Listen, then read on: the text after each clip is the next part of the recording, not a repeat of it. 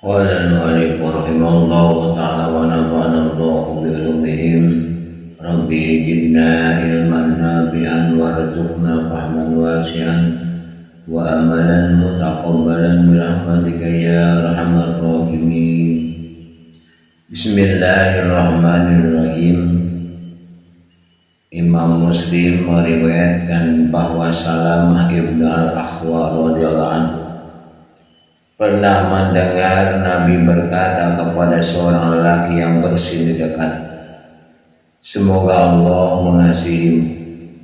Kemudian ia bersin lagi, maka bersabda Rasulullah SAW, "Orang ini pilek." Adapun riwayat Abu Daud dan Tirmidzi, maka Salamah berkata, "Seorang lelaki bersin di dekat Rasulullah SAW sedang saya ada di situ. Bersabda Rasulullah SAW, semoga Allah mengasihi." Kemudian orang itu bersin kedua dan ketiga kalinya, maka Rasulullah SAW bersabda, semoga Allah mengasihi orang yang ini pilek. Tirmidzi menggolongkan sebagai hadis hasan sahih. Adapun sabda Rasul yang diriwayatkan dalam Sunan Abu Daud dan Tirmidzi dari Ubaidillah bin Rifa'ah, yusammatul atisu salas fa in jada fa in syi'ta basammithu wa in syi'ta fala. Orang bersin itu didoakan 3 kali. Apabila lebih jika engkau kehendaki, doakan dia. Jika engkau kehendaki, tidak usah engkau doakan. Maka ini adalah hadis lemah seperti yang dikatakan oleh Tirmidzi. Hadis gharib dan isnadnya tidak dikenal. Diriwayatkan dalam kitab Ibnu Sunni dengan isnad di mana terdapat seorang lelaki yang tak bisa dipastikan keadaan. Sedang sanad sisanya adalah sahih dari Abu Hurairah radhiyallahu anhu bahwa Rasulullah SAW bersama, "Idza aqasa ahadukum falyusammithu jalisuhu wa in jada ala salasatin fahuwa malikumun wa yusammatu ba'da salas."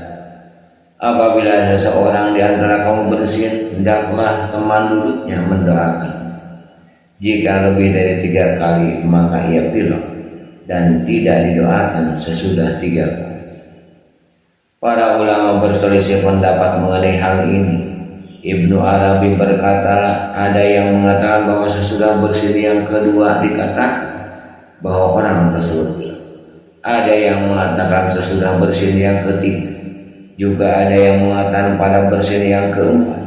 Yang paling sahih adalah pada bersin yang ketiga. Ia melanjutkan, maknanya adalah bahwa engkau bukan termasuk orang yang didoakan sesudah ini, karena engkau terserang pilek, penyakit bukan keringanan akibat bersin.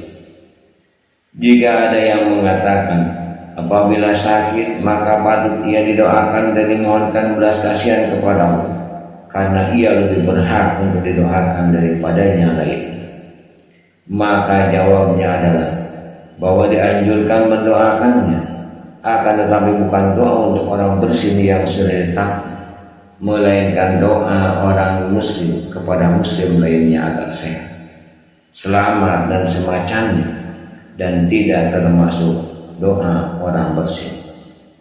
Bila seseorang bersin dan tidak memuji Allah Ta'ala, maka telah dijelaskan bahwa ia tidak didoakan.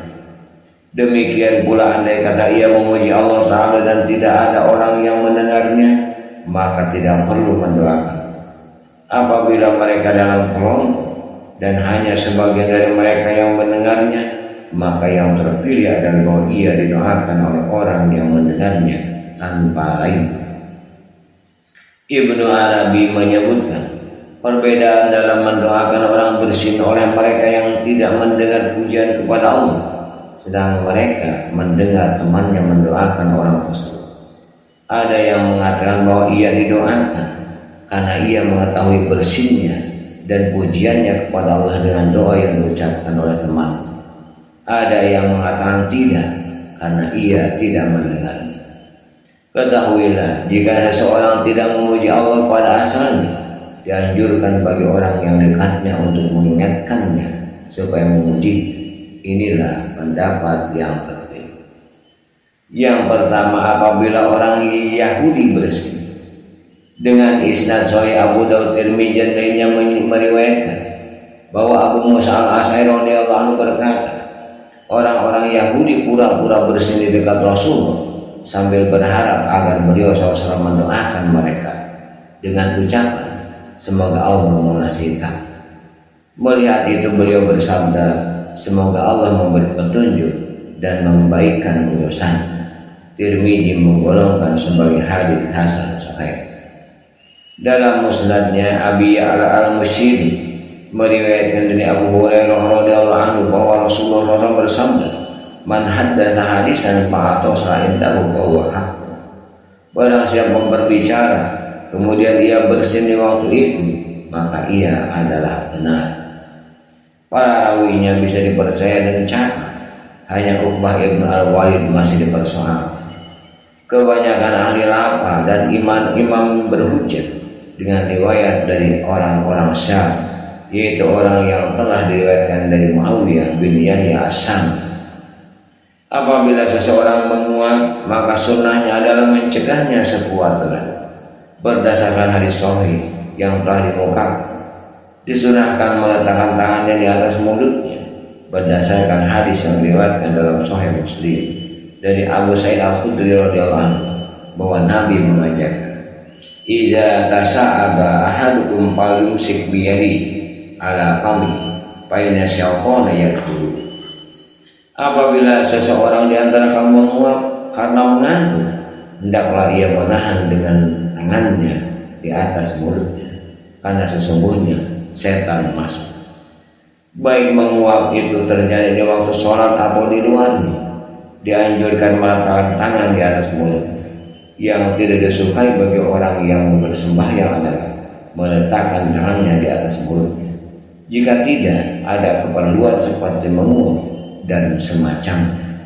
Wallahu a'lam bishawab.